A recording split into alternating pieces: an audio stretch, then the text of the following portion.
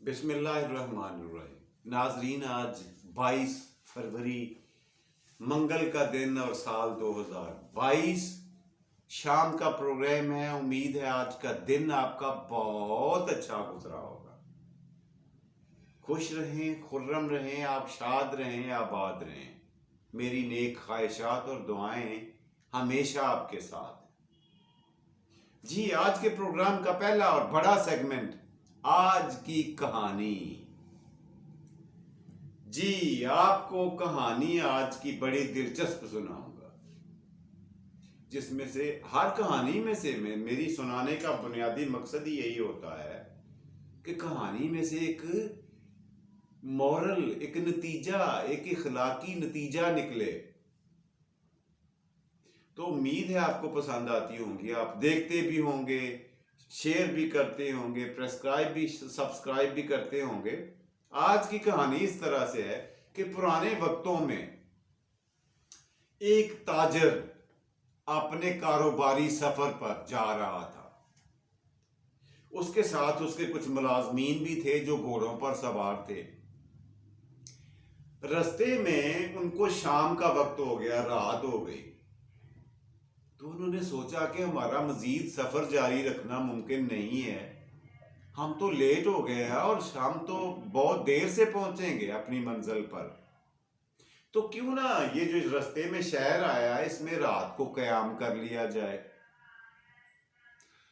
وہاں پہ اس نے پوچھتے پوچھاتے اپنے ایک دوست کو، پرانے دوست کو تلاش کر لیا۔ تاجر نے نام وغیرہ پوچھ کے، اس کا اتا پتہ پوچھ کے، گھر کا پوچھ کے اس کے گھر چلا گیا۔ اب وہ جو دوست تھا نا، مقامی بندہ، وہ کام کرتا تھا سنار کا، یعنی جوہری کا۔ یہ جو ہیروں کا اور سونے کے زیورات نہیں بناتے، ان کو کہتے ہیں جوہری یا سنار۔ یہ کام اور کاروبار پیشہ تھا اس کا۔ اب رات انہوں نے وہاں گزار لی، اگلے دن انہوں نے سفر پہ جانا تھا، لیکن ان کو سننے کے لیے یہ ملا، تاجر کو اور اس کے ساتھیوں کو، کہ اگلا جو رستہ ہے نا وہ خطرات سے خالی نہیں ہے۔ وہاں پہ چوروں اور ڈاکوؤں کا راج ہے، دن دہاڑے لوگوں کو لوٹ لیا جاتا ہے۔ تو تاجر نے یہ سوچا کہ میرے پاس تو کافی اشرفیاں ہیں۔ اس وقت کا جو سکہ رائج الوقت تھا وہ سونے کے ہوا کرتے تھے۔ تو اس نے کہا، اشرفی بولتے تھے انہیں، یا دینار بھی کہا کرتے ہیں کسی زمانے میں، بہرحال اشرفیاں تھیں۔ اس نے سوچا کہ میں کسی طریقے اپنے اسی دوست سنار کے پاس یہ اشرفیاں رکھ کے چلا جاتا ہوں اور واپسی پر ہم اسے لے لیں گے۔ خیر، اس نے طریقہ یہ سوچا کہ اس کے پاس ایک برتن میں شہد تھا، ہنی، ایک برتن تھا سلور کا، اس کے اندر شہد تھا، اور اس نے یہ کیا کہ وہ جو وہ اشرفیاں جو تھیں وہ شہد کے درمیان میں ڈبو دیں اور اس کو اچھی طرح سے ایئر ٹائٹ بند کر دیا برتن کو، اور اپنے دوست سے یہ کہا، سنار سے، کہ ہم نے کیونکہ اگلے سفر پہ جانا ہے، سفر لمبا اور خطرناک ہے، اس لیے یہ میری امانت ہے تمہارے پاس، یہ رکھ لو۔ جب میں سفر سے لوٹوں گا، واپس اپنے ملک کو روانہ ہوں گا، تو میں آپ سے یہ اپنی امانت وصول کر لوں گا۔ جی، اب ہوتا کیا ہے، وہ اپنے پاس رکھ لیتا ہے سنار، اور یہ بھی بتا دیا اس نے تاجر نے کہ اس برتن میں شہد ہے، اس کو کھولنا نا، یہ شہد والا برتن ہے۔ خیر، یہ بتا کر تاجر جو تھا اگلے دن صبح اپنے اگلے سفر پر منزل کی طرف گامزن ہوا، رواں دواں ہو گیا قافلے کے ساتھ، اپنے ملازمین کے ساتھ۔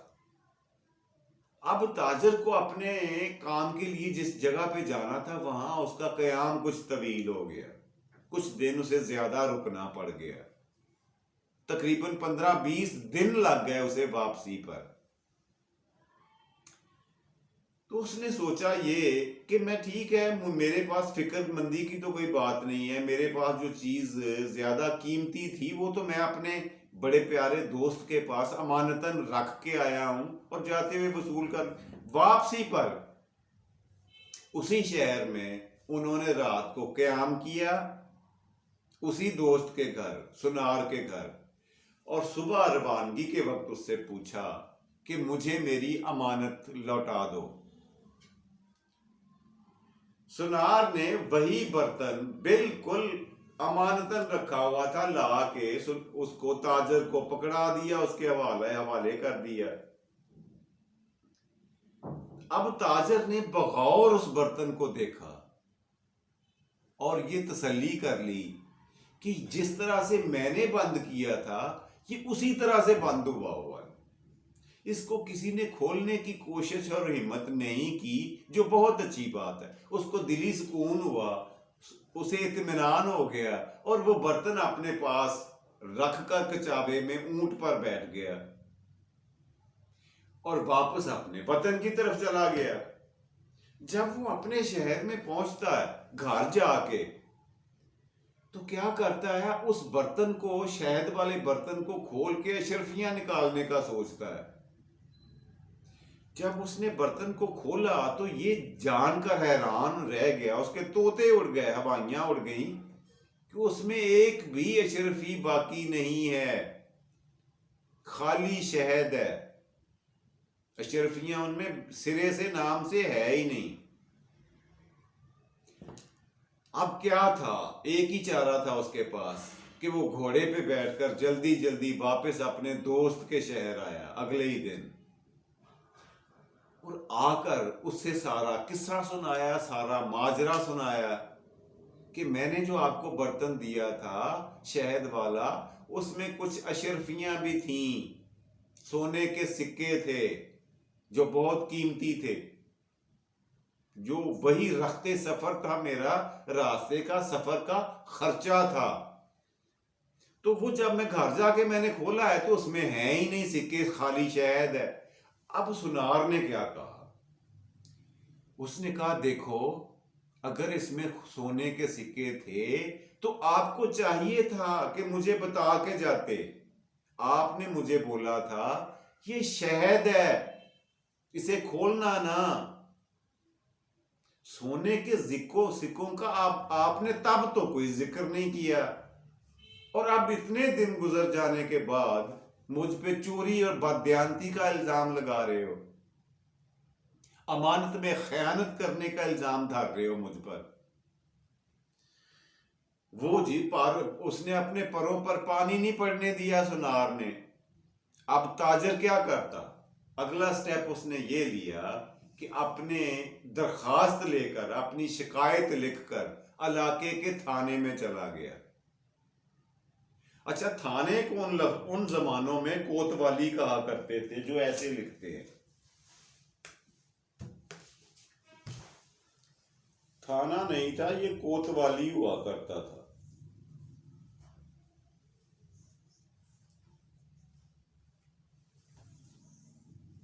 جی، یہ تھا جی تھانے کا نام۔ ان دنوں میں، پرانے وقتوں میں کوتوالی کہتے تھے تھانے کو، اور جو وہاں پہ تھانے دار ہوتا، انچارج ہوتا، اسے کہتے تھے کوتوال۔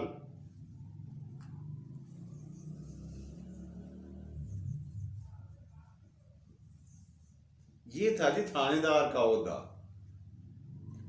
یہ تھانہ تھا اور یہ تھانے دار تھا۔ پرانے وقتوں کی بات کر رہا ہوں۔ خیر، کوتوال کے پاس پہنچا جی، اس نے جا کے اپنی تحریری درخواست اور زبانی واقعہ سنایا اسے۔ اب تھانے دار نے طلب کر لیا سنار کو، اس کا جواب اس سے مانگا، پوچھا، تفتیش کی، پوچھ گچھ کی، انکوائری کری، اور اس نتیجے پر پہنچا کہ جب آپ نے اس کو اپنا وہ برتن اس کے حوالے کیا ہے سنار کے، آپ نے قطعاً نہیں بتایا کہ اس میں اشرفیاں بھی ہیں۔ اگر ہوتی تو آپ اس کو بتا کر جاتے، اسے کہہ کر تو جاتے. آپ نے یہی بتایا کہ شہد ہے اس میں، اور شہد تو ہے، اب بھی پڑا ہوا ہے اس میں. لہذا تمہارے مقدمے میں اپلیکیشن کو میں ریجیکٹ کرتا ہوں. اس میں کوئی جان نہیں ہے، لائف کوئی نہیں ہے. اس کو واپس لے جاؤ، اب کچھ نہیں ہو سکتا. یہ سنار جو کچھ کہہ رہا ہے یہ سچا ہے.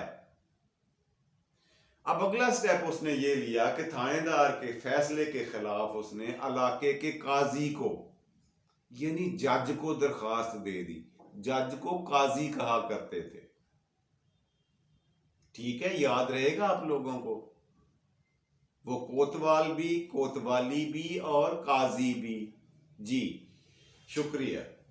تو کوتوال سے ہوتا ہوا جب اسے اس کی نا امیدی اور مایوسی ہوئی تو اگلا سٹیپ اس نے لیا کہ جا کے قاضی صاحب کے دربار میں، عدالت میں درخواست دائر کر دی کہ میرے ساتھ یہ ناخوشگوار واقعہ ہوا ہے اور میرا اچھا خاصا مالی نقصان ہوا ہے، اس پر کارروائی کی جائے. اب قاضی صاحب نے یہ کیا کہ اس نے سنار کو بلا لیا. اب سنار نے وہی رٹا رٹایا قصہ سنا دیا جو کوتوال کو سنایا تھا تھانے میں، کہ قاضی صاحب اس نے جب یہ برتن مجھے دیا ہے، میں حلفاً کہتا ہوں کہ اس نے مجھے بتایا کہ اس میں شہد ہے، اسے کھولنا نہ. اشرفیوں کا اس نے ذکر تک نہیں کیا.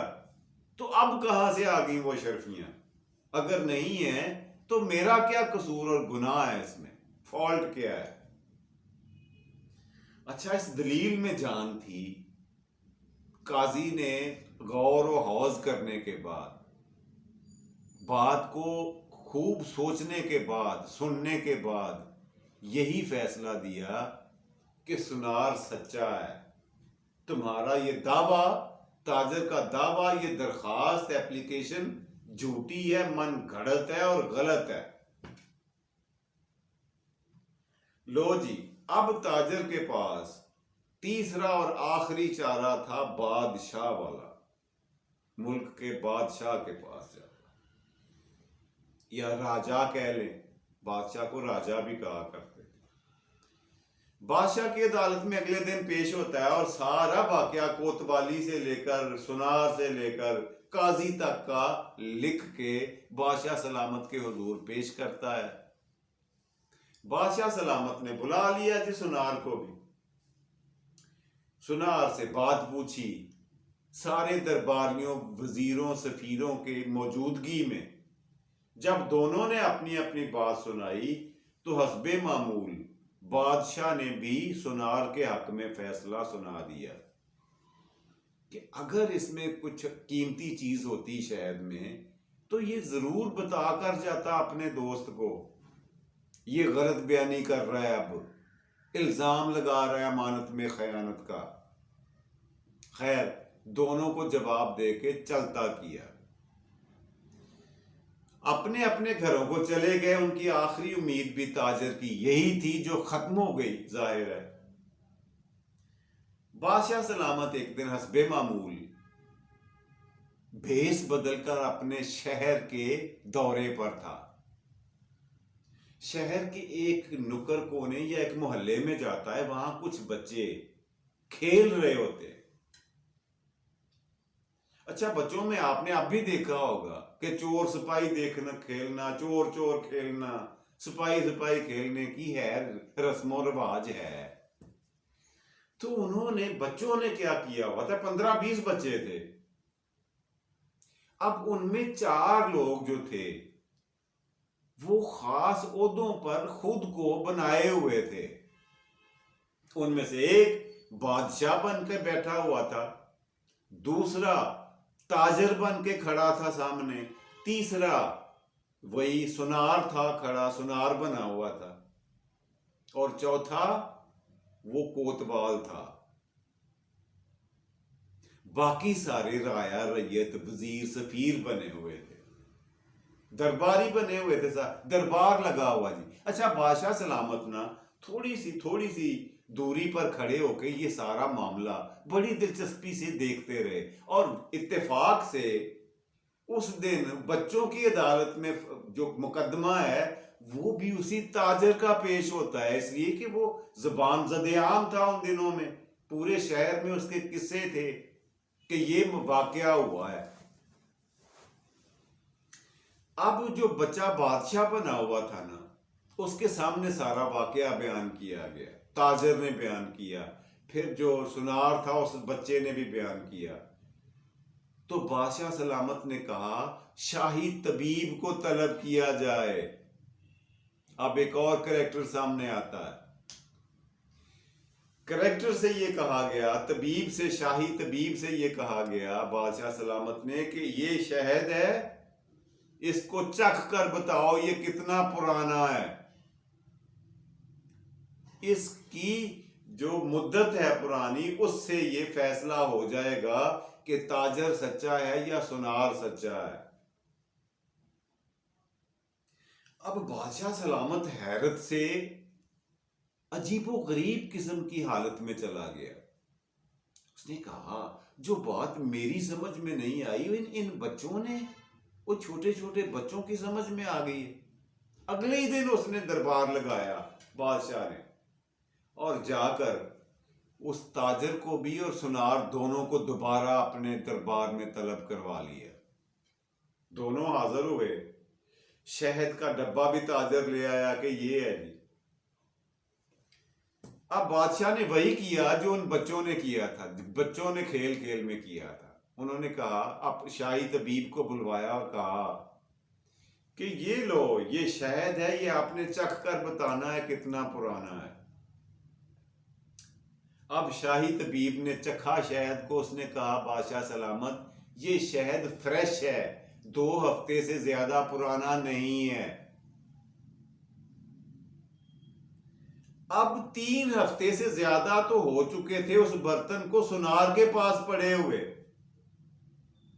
تو شہد 2 ہفتے پرانا یا 1 ہفتہ پرانا کیسے ہو سکتا ہے؟ وہ تو بہت پرانا، کم از کم مہینوں پرانا ہونا چاہیے تھا۔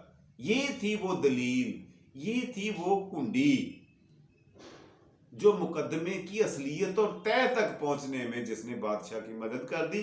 بادشاہ نے یہ کہا اگر یہ بہت پرانا ہوتا تو شہد تاجر کا تھا، اگر یہ نیا اور فریش ہے تو یہ شہد سنار کا ہے، لہٰذا اس نے ڈبہ کھولا ہے اور اشرفیاں چوری کی ہیں۔